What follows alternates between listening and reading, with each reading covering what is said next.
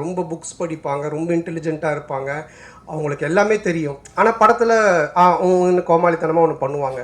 So அந்த மாதிரி தம்பி ராமையா சார் வெரி இன்டெலிஜென்ட். அவர் நிறைய படிச்சிருக்காரு, நிறைய விஷயங்கள் தெரியும். அவரோட சேர்ந்து பேசும்போது தான், அந்த ஷேர் பண்ணும்போது தான் எனக்கு ஆச்சரியமாக இருக்கும். என்னென்ன இவ்வளோ பேசுகிறீங்க, இதெல்லாம் தெரியுதுன்னு அப்படின்னும் போது சொல்லுவார். ஸோ இந்த படத்தில் வந்து எனக்கு ஒரு மாமனார் கொடுமை, மாமியார் கொடுமை பார்த்துருப்பீங்க. அது மாதிரி ஒரு மாமனார் கொடுமையில் மாட்டிக்கிற ஒரு மாப்பிள்ளை கேரக்டர் நான்.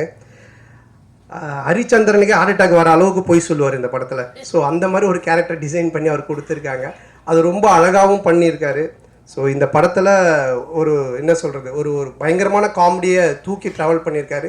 இனிமே இப்படி தானுக்கு அப்புறம் எனக்கே ஒரு ஒரு இது இருந்துச்சு, எனக்கும் தம்பி சாருக்கும் ஒரு நல்ல காம்போ இல்லையே, இனிமே இப்படி தான் மாதிரி ஒன்று ஒர்க் பண்ணணுன்ட்டு. அது ஆனந்த் இந்த படத்தில் ரைட்டர் சேர்ந்து எனக்கு அழகாக செட் பண்ணி கொடுத்தாங்க. அது நல்லா காமெடியும் ஒர்க் ஆகிருக்கு. ஸோ அவருக்கும் என்னுடைய நன்றி தெரிவிச்சுக்கிறேன். அப்புறம் மச்சான் கேரக்டர்